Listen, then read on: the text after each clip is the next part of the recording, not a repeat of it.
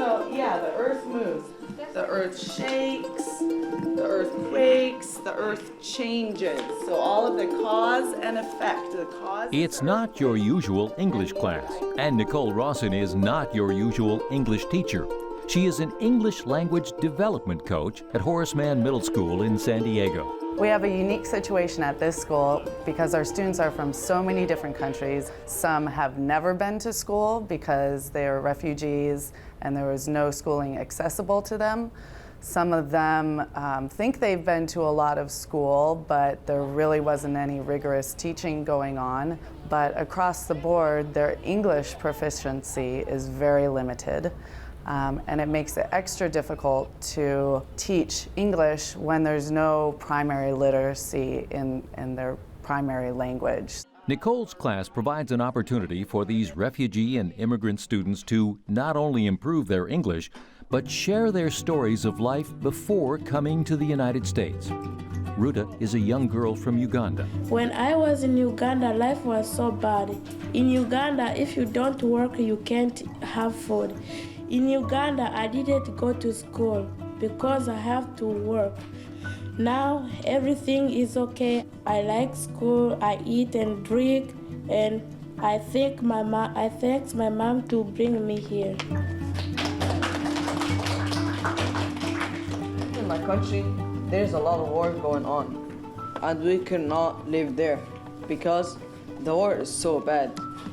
If you stay there, you will die, or they will take you to the jail. They took my dad to the jail. We have some Syrian refugees, a large population from the Congo, from Africa, from Yemen, Southeast Asian immigrants, Burmese, Cambodian, Karen minority from Burma, some Lao, and then we also have Mexican and Vietnamese immigrants. So we kind of represent the world.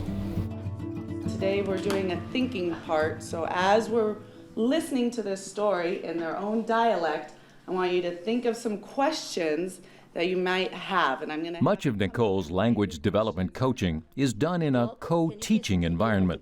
Working with a core subject teacher, she will not only help the students improve their English, but also help them understand new academic concepts. A benefit for teachers in co-teaching is that there's two people actually thinking about the child. What is the best way to teach this group and that group? So we get to have a dialogue of ideas. What is the best approach? The San Diego area and the San Diego Unified School District have one of the largest populations of refugee and immigrant students in the United States.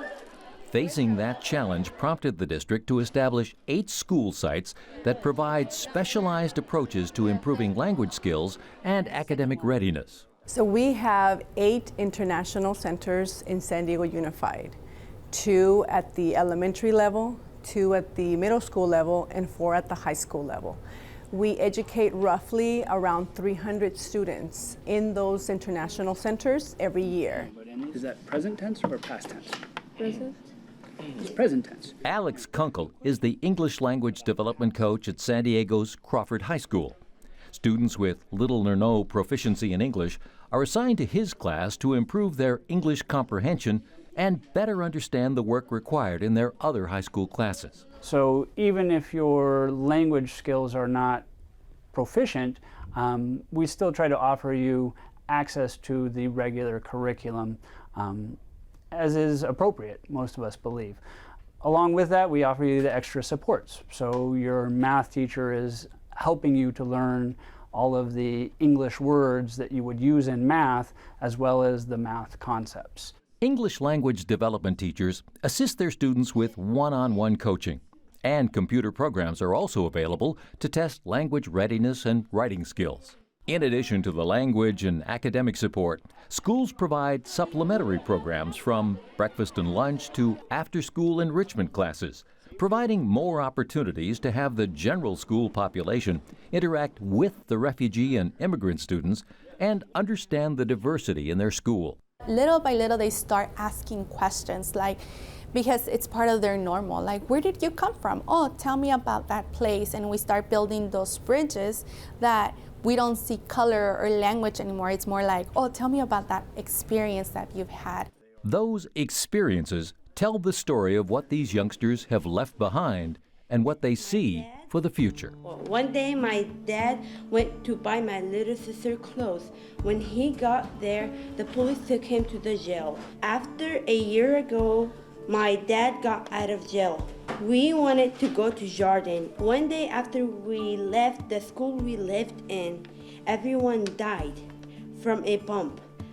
When we came to the USA, we didn't know any English, but we come to school here to learn. Just seeing these children blossom and becoming these confident young people that have such high hopes for themselves and want to help others and can articulate this now. It's wonderful to see them so happy, and if we can do the best we can to educate these students, we're doing a great job. It's really a profound, unique thing that we're doing here for them.